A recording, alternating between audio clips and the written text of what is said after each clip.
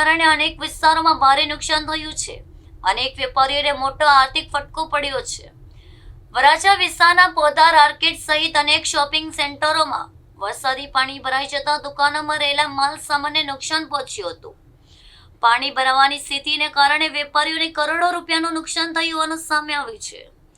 આ સમગ્ર પરિસ્થિતિની સમીક્ષા કરવા નાયબ મુખ્યમંત્રી હર્ષ સંઘવીએ પોદાર આર્કેડની મુલાકાત લીધી હતી. તેમણે અસરગ્રસ્ત વેપારીઓ સાથે મુલાકાત કરી તેમની સમસ્યા સાંભળી હતી અને સરકાર તરફથી જરૂરી સહાય આપવાની ખાતરી આપી હતી.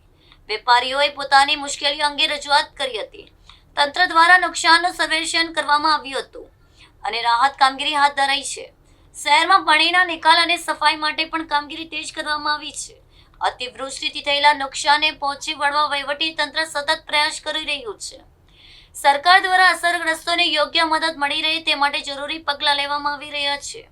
સમગ્ર મામલે અધિકારીઓ દ્વારા સ્થિતિ પર સતત નજર રાખવામાં આવી રહી છે.